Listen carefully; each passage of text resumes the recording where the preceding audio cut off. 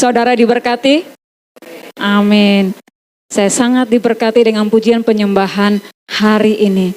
Kenapa Bapak Ibu? Pujian penyembahan itu yang terutama. Karena ketika kita menaikkan pujian penyembahan, ada sukacita. Karena kata-kata di dalam pujian penyembahan itu adalah kata-kata yang menguatkan.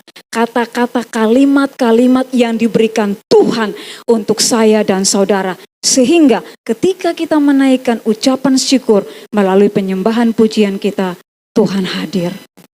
Dan Dia memberkati pujian penyembahan kita. Kenapa? Karena semuanya hanya untuk kemuliaan nama Tuhan. Amin saudara. Katakan saya adalah anak yang paling dikasihi Tuhan. Amin. Saya dilayakan, saya dibenarkan karena iman saya di dalam Kristus. Katakan. Amin. Puji Tuhan. Bapak Ibu, pagi hari ini saya mau mengajak Bapak Ibu dan anak-anak semua, kita mau belajar memahami dan mengalami Yesus hanya di dalam firman-Nya. Amin Bapak Ibu. Otomatis firman-Nya yang terutama. Amin. Tadi pujian penyembahan katakan tidak ada yang kuinginkan di bumi ini selain firman-Nya. Kalau hanya firman-Nya, Bapak Ibu harus belajar memahami Dia. Kalau hanya firman-Nya, Bapak Ibu harus mengalami Dia. Orang percaya kalau tidak mengalami Yesus, bukan orang percaya. Amin. Karena firman-Nya berkuasa. Di dalam firman-Nya ada mujizat. Di dalam firman-Nya ada kekuatan. Di dalam firman-Nya ada terobosan. Di dalam firman-Nya ada jalan keluar. Bahkan di dalam firman-Nya ada kesembuhan ilahi. Bapak Ibu, kenapa saya bilang kesembuhan ilahi? Itu penting. Yesus adalah juru selamat saya dan saudara. Bukan saja juru selamat Bapak Ibu. Dia adalah juru selamat di seluruh area kehidupan saya dan Bapak Ibu. Apapun itu. Terlepas dari goncangan dunia ini. Terlepas dari masalah saudara dan saya. Terlepas dari kesalahan yang kita buat sampai detik ini. Dia tidak pernah tergoncangkan. Untuk itulah Bapak Ibu harus belajar. Bapak Ibu dan saya harus belajar memahami lebih dalam lagi tentang Dia. Mengalami Dia lebih dalam lagi di setiap kehidupan kita. Itu penting Bapak Ibu. Kita buka firman-Nya. Mengapa Bapak Ibu dan saya harus memahami Dia? Karena ketika kita memahami Dia, ketika kita tahu, benar-benar tahu firman-Nya, ketika kita mengenal pribadinya, Bapak Ibu bukan sekedar tahu, bukan sekedar mengenal. Karena kenapa? Roh-Nya ada di dalam saya dan Bapak Ibu. Dan Roh-Nya itu menghidupkan. Makanya Bapak Ibu perlu memahami Dia. Lewat apa? Lewat kasih-Nya. Itu penting loh Bapak Ibu. Makanya pujian pertama tadi, kasih-Nya menebus saudara dan saya. Tidak ada kasih seperti kasih Yesus. Kalau saya mengasihi suami saya, satu ketika dia buat kesalahan, pasti saya marah. Tapi tidak dengan Yesus. Karena kenapa? Kita adalah anak-anak yang paling Dia kasihi. Dan kasih-Nya tidak bisa berubah Bapak Ibu. Kalau ada orang yang membuat saudara tersinggung, pasti kasih saudara berubah. Pasti. Tapi tidak dengan Tuhan. Apalagi kita yang hidup, yang dagingnya masih kuat, kita sering buat Tuhan tersinggung Bapak Ibu. Kita sering buat Tuhan marah Bapak Ibu. Tapi apakah Dia balas dengan marah? Apakah Dia tersinggung juga? Tidak. Karena sifatnya, otoritasnya Dia adalah kasih. Tidak pernah berubah. Makanya firman Tuhan yang lain katakan, kasih Tuhan tidak pernah berubah selama-lamanya. Bahkan firman yang lain dikatakan, Kasihnya seperti sungai yang mengalir. Kasihnya panjang dan lebar, dalam seperti lautan, bahkan melebihi lautan. Bahkan kasihnya sangat tinggi. Tidak ada satu manusia pun yang memenuhi standar kasihnya Tuhan. Tidak ada, Bapak Ibu. Maka untuk itulah dia menurunkan standar kasihnya dia untuk mengasihi saudara dan saya. Bersyukurlah saudara. Makanya saudara perlu memahami dia lewat firman-Nya. Ayo baca. Tidak apa-apa, tidak ngerti. Kalau tidak mengerti, Roh Kudus akan memberikan pengertian. Atau Roh Kudus akan mengetuk hati saudara. Karena kenapa? Benih yang ditanam di tanah. Tanah kita adalah hati. Dan benih yang harus ditanam di tanah yang apa? Yang subur, Bapak Ibu. Hati saudara dan saya harus terbuka untuk menerima kasih Tuhan melalui firman-Nya. Makanya dibilang, jagalah hatimu dengan segala kewaspadaan. Kenapa? Tuhan bertakhta di hati saudara dan saya. Karena ada rohnya. Ketika saudara membuat kesalahan, ketika saudara masih hidup di dalam dosa, kasih dia tidak berubah. Karena rohnya ada di dalam saudara. Rohnya saudara tidak bisa berubah. Rohnya saudara tidak bisa berdosa. Kenapa? Dia sudah mati dan bangkit dan dia taruh rohnya di dalam saudara dan saya. Ini penting. Ini identitas saudara dan saya. Ini sangat penting. Dan saya berharap di gereja kami ini diulang. Kenapa terus diulang? Supaya kita mengingat dia. Makanya tadi lagunya katakan, ingat kasihnya. Jangan sekedar nyanyi Bapak Ibu. Bagaimana cara kita terus mengingat melalui firman-Nya. Roh Kudus membuka hati saudara dan saya. Roh Kudus mengetuk hati saudara dan saya untuk melihat dia di dalam firman. Makanya perlu saudara membaca. Jangan punya bacaan Alkitab di rumah tapi disimpan. Ndak Bu Koni nanti Desember aja saya baca. Terlambat saudara. Saudara tidak berubah. Karena kita sudah belajar minggu kemarin. Saudara mau berubah?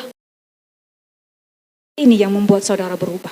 Dan saudara harus bekerja sama dengan Tuhan. Betul, dia sudah mengubah saudara. Tetapi kalau saudara tidak berusaha untuk mengubah di dalam firman-Nya, saudara tidak bisa berubah. Itu penting Bapak Ibu. Harus ada dua arah. Saudara dan saya harus bekerja sama dengan Yesus. Dia sudah menyediakan semua yang terbaik melalui anaknya di atas kayu salib. Saudara sudah sehat, saudara sudah diberkati berlimpah-limpah, saudara sudah disembuhkan, saudara diberikan pengenalan yang benar akan Tuhan. Saudara harus menerima dengan hati, yaitu benih yang harus ditanam. Amin Bapak Ibu, ini sangat luar biasa. Ketika saya mendapat tema ini, Tuhan bukakan roh saya. Kamu harus mendengar dengan roh. Tidak bisa kita mendengar dengan pendengaran alami kita. Tidak bisa Bapak Ibu. Mau mengalami Yesus, saudara harus mendengar dengan roh. Karena roh itu penting. Makanya firman Tuhan bilang, roh memberi hidup. Saudara mau melihat Yesus, harus melihat dengan kacamata roh. Karena Yesus adalah roh. Kenyataannya saya melihat anak-anak saya sukses luar biasa. Di dalam roh saya mengucap syukur karena memang itu buat mereka. Kenyataannya saya melihat pekerjaan suami saya kok nggak ada naik-naiknya ya. Tetapi di dalam roh saya melihat pekerjaan suami saya diberkati luar biasa. Itu yang namanya saudara mengalami Yesus. Saya belum masuk di firman-Nya Bapak Ibu. Oke, kita masuk ya sekarang. Yohanes 17 ayat 3. Yohanes 17 ayat 3. Inilah hidup yang kekal itu, yaitu bahwa mereka mengenal Engkau, satu-satunya Allah yang benar, dan mengenal Yesus Kristus yang telah Engkau utus. Sudah kita bahas di depan. Sebelum firman ini ada di dalam kehidupan Bapak Ibu dan saya, sebelum firman itu singgah, dan bukan singgah aja, menyerap di dalam setiap organ tubuh Bapak, Ibu, dan saudara, saudara harus mengerti kasihnya. Tuhan mengasihi saya. Kasihnya tidak pernah berubah. Sekalipun aku berubah, kasih Tuhan tetap ada dalam hidupku. Baru saudara bisa mengenal dia. Tahu dulu kasihnya. Dan. Kalau saya ada di dalam dosa, saya percaya dia tetap mengasihi saya. Dan saya mau berubah. Dan firman-Nya nyata. Inilah hidup yang kekal itu, yaitu bahwa saya dan saudara mengenal Yesus satu-satunya. Atau Allah satu-satunya yang benar. Di dalam siapa? Yesus. Makanya terus kita di depan di sini, di atas mimbar ini kita katakan Tuhan sangat mengasihi saya. 2 bulan belakangan ini kami sekeluarga mengalami sesuatu yang saya bilang itu perkara yang besar yang Tuhan mau kerjakan. Suatu hal yang Tuhan taruh di hati saya dan suami bahwa Tuhan tetap mengasihi keluarga saya. Ada masalah Bapak Ibu? Ada. Masalahnya bukan gampang. Khususnya saya. Saya puji Tuhan, saya memiliki suami yang luar biasa yang menguatkan saya. Dia hanya bilang begini, bersukacitalah, gak usah nangis. Tuhan yang kita sembah, Tuhan yang besar. Apakah Tuhan bilang, kamu orang berdosa, aku jijik sama kamu. Jangan dekat-dekat sama aku. Apakah Yesus berkata begitu? Di dalam firman-Nya? Tidak. Dia bilang, aku pun tidak menghakimi kamu. Aku pun tidak menghukum kamu. Tetapi pergilah dan jangan berbuat dosa lagi. Itulah salah satu sifat Allah yang harus saudara pahami, yang harus saudara alami. Penting Bapak Ibu. Saya berjalan di dalam kehidupan saya, rumah tangga saya, anak-anak saya, begitu banyak tantangan, begitu banyak masalah. Kecil besar datang silih berganti. Kenapa saya masih kuat berdiri saat ini? Karena saya mengalami dia. Dia hidup di dalam saya. Begitu juga dengan Bapak Ibu. Makanya yang dikatakan, hidupnya kekal. Kalau hidup Tuhan kekal, hidup saudara dan saya bagaimana? Kekal juga Bapak Ibu. Saudara harus percaya. Bukan sekedar percaya. Udahlah, iya kan dia sudah mati bagi aku. Ya dia juru selamat aku. Ketika aku nanti mati, aku masuk surga. Bukan itu Bapak Ibu. Dia datang untuk saudara dan saya. Supaya saudara dan saya menjadi berkat di bumi ini. Seperti dia di surga, kita juga ada di bumi ini. Jadi saudara harus memahami kasihnya dulu. Kasihnya aja. Bagaimana caranya saya cari pekerjaan susah sekali. Bali kondisinya begini begitu. Berita buruk. Wow, di mana-mana. Apa yang harus saya lakukan? Memahami kasihnya. Tidak ada yang lain. Maka engkau akan mengalami apapun yang engkau inginkan, apapun yang engkau butuhkan, semua disediakan. Karena firman-Nya begitu Bapak Ibu. Jangan jauh-jauh dari firman-Nya. Kemana saja, ingat dia. Apa saja yang saudara lakukan, taruh dia di pikiran saudara. Apapun itu, enggak, Tuhan mengasihi saya. Tuhan memberkati saya. Enggak, ini enggak boleh terjadi. Ini perbuatan iblis. Dan iblis sudah dikalahkan. Dan iblis ada di bawah kaki saya. Perkatakan. 2 Korintus 2 ayat 14. 2 Korintus 2 ayat 14. Tetapi syukur bagi Allah yang dalam Kristus selalu membawa kami di jalan kemenangannya. Dengan perantaraan kami, ia menyebarkan keharuman pengenalan akan dia di mana-mana. Ya. Pengenalan saudara dan saya akan Tuhan, kita patut bersyukur.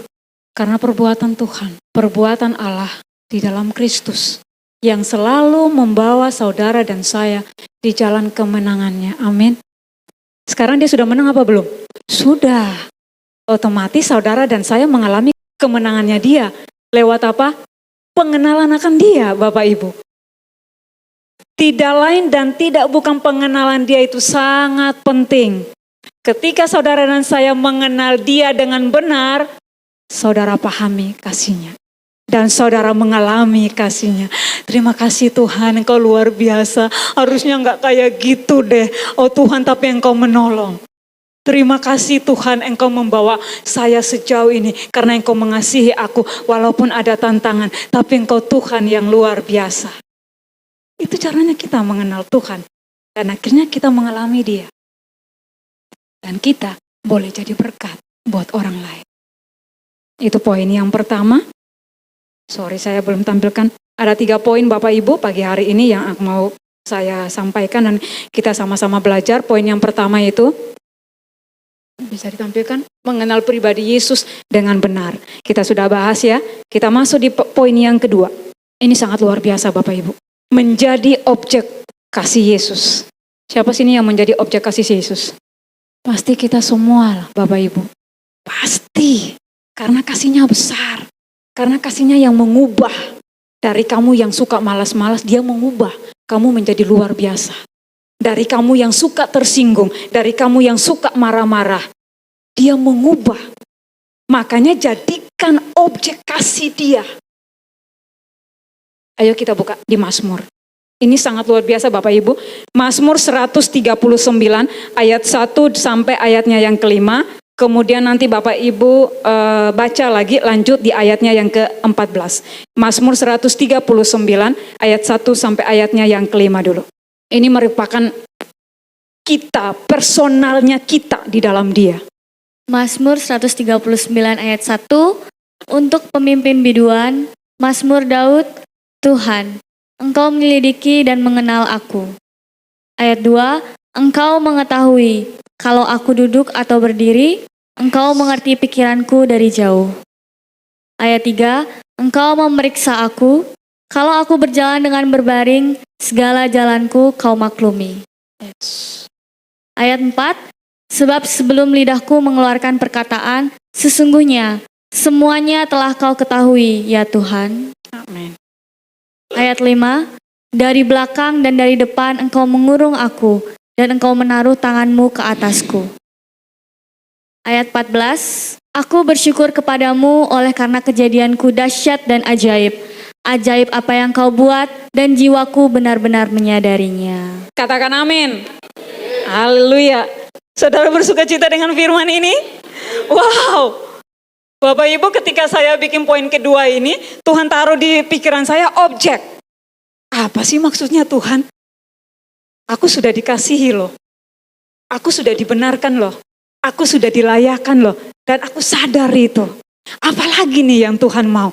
Makanya dibilang firman-Nya sangat mendalam Bapak Ibu. Bukan untuk Tuhan, untuk kita. Dan ada banyak firman Tuhan yang harus Bapak Ibu gali. Salah satunya saya mendapat rema ini Bapak Ibu. Dia bilang begini, ayatnya yang kedua, dia bilang begini. Engkau mengetahui, Dia tahu Bapak Ibu dan saya. Di dalam lembah kekelaman Bapak Ibu dan saya, Dia tahu. Makanya jangan jauh-jauh dari Dia. Datang saja, lalu katakan, lalu curhat dengan Dia. Bapak, Engkau kan bilang, aku anak kesayangan-Mu. Engkau tahu Tuhan isi hatiku. Engkau tahu Tuhan aku kekurangan. Engkau tahu Tuhan aku butuh. Katakan Bapak Ibu. Dia bilang gitu ya. Engkau mengetahui kalau aku duduk dan berdiri. Sedetil itu loh Bapak Ibu. Sekarang Bapak Ibu duduk manis, sehat sempurna, dengar firman Tuhan pagi hari ini. Dia tahu enggak? Dia tahu. Bahkan bukan saja dia tahu, Dia hadir saat ini. Makanya Bapak Ibu bersuka cita. Saya sangat senang sekali kalau bawa firman Tuhan Bapak Ibu. Tapi apakah hidup saya baik-baik saja? Saya banyak masalah. Tapi saya mau bersuka cita di dalam Dia. Karena Dia tahu siapa saya. Dan saya tahu siapa Dia di dalam saya. Harus ada. Bapak Ibu harus. Nggak bisa Tuhan tahu saudara, tapi saudara tidak tahu Tuhan, itu bahaya Bapak Ibu. Saudara tidak bisa memahami Dia dan tidak bisa mengalami. Makanya tema itu saya angkat. Ayat yang keempat. sebelum lidahku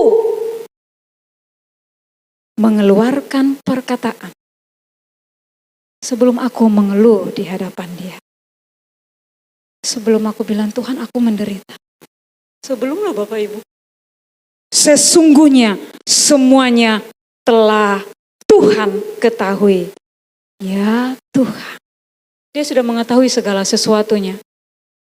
Masalahnya adalah saudara sudah mengetahui segala sesuatu di dalam Dia apa belum? Perlu menggali firman Tuhan. Kembali lagi saya diingatkan, saya buka firman-Nya. Melalui suami dan anak-anak, saya melihat Tuhan. Alami Dia. Itu penting. Alami Dia. Tuhan terima kasih buat keluargaku. Tuhan terima kasih buat pelayananku. Bukan karena kuat dan gagah aku, tetapi pelayanan hanya untuk kemuliaan Tuhan.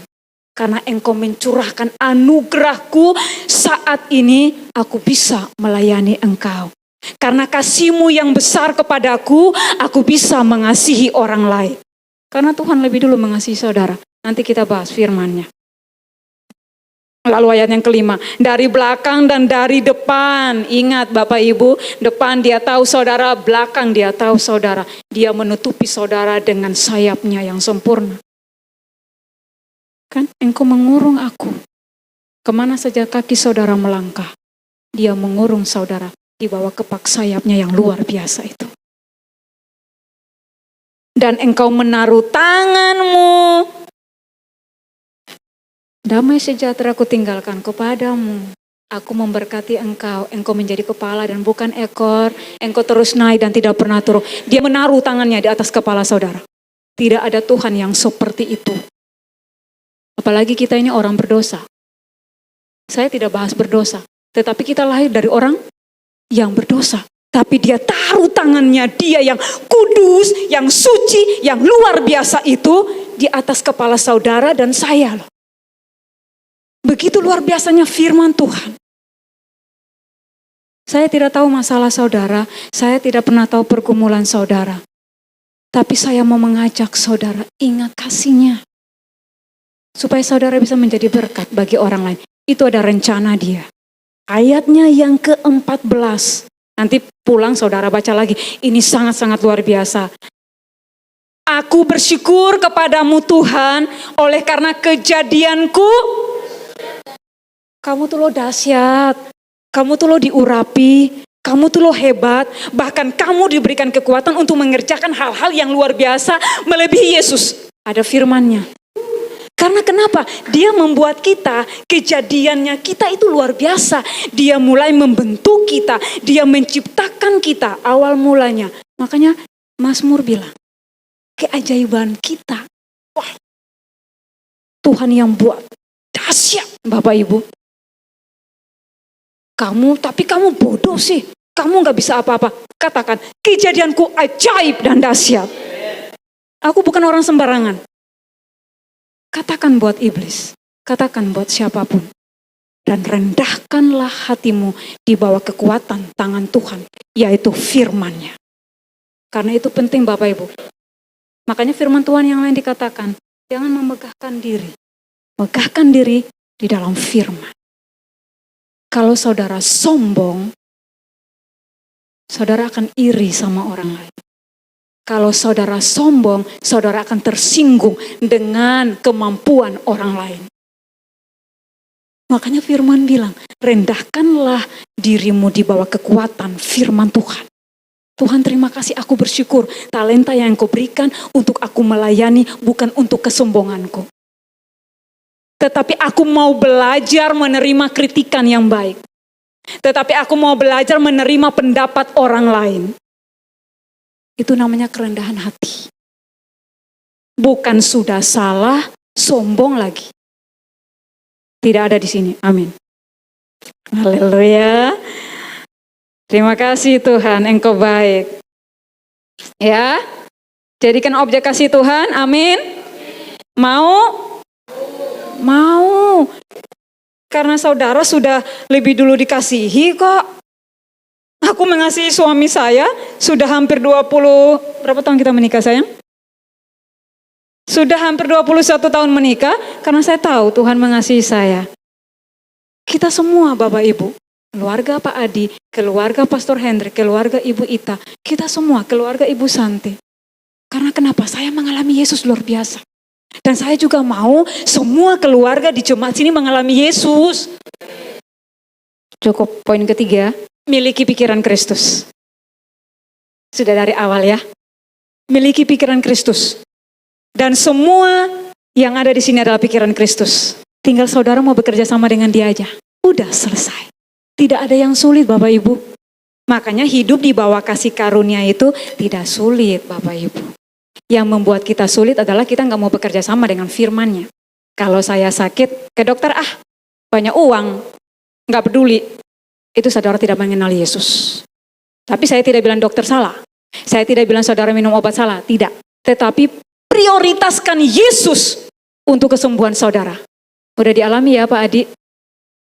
Ada ke dokter nggak Pak? Amin.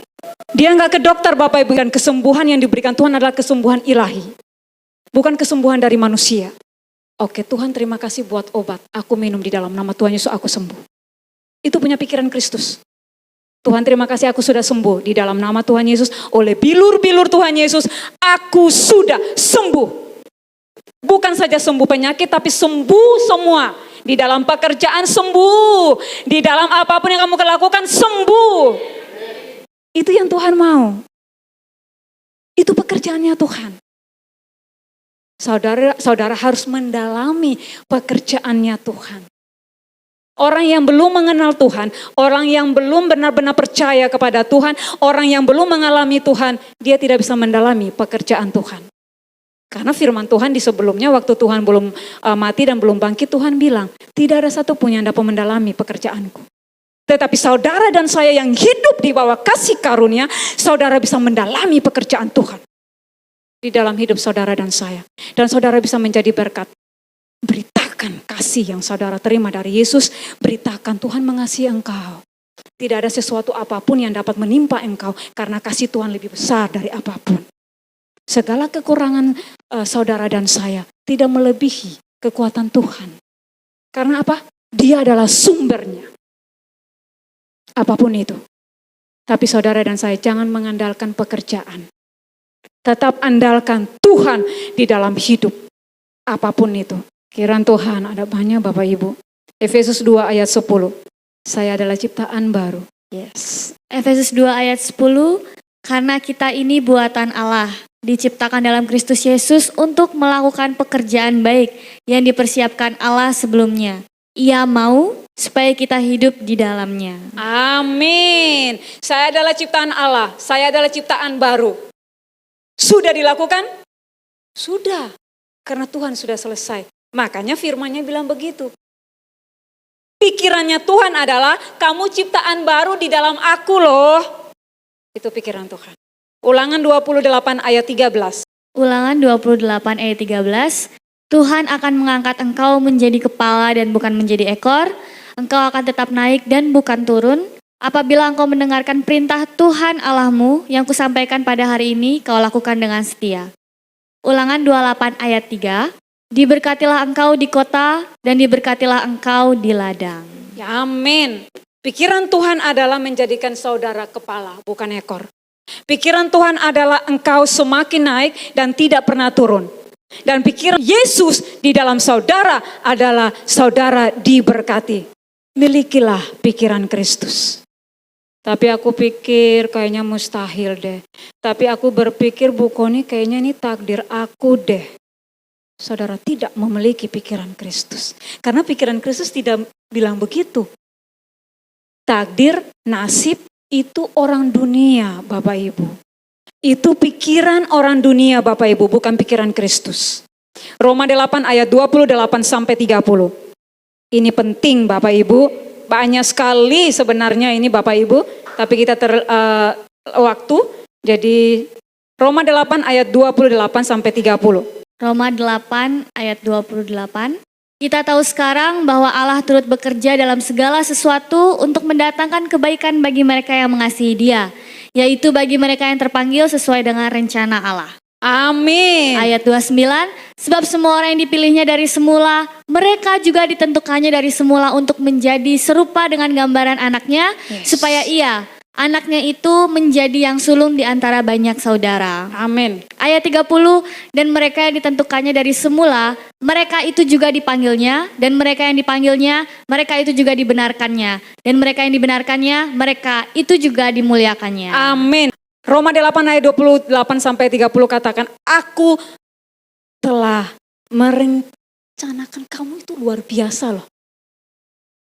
Makanya firman yang lain katakan, rencana Tuhan adalah rencana damai sejahtera. Itu pikiran Tuhan. Aku telah merencanakan engkau dengan begitu luar biasa untuk melakukan apa? Pekerjaan baik. Efesus 1 ayat 3. Efesus 1 ayat 3, terpujilah Allah dan Bapa Tuhan kita, Yesus Kristus, yang dalam Kristus telah mengaruniakan kepada kita segala berkat rohani di dalam surga.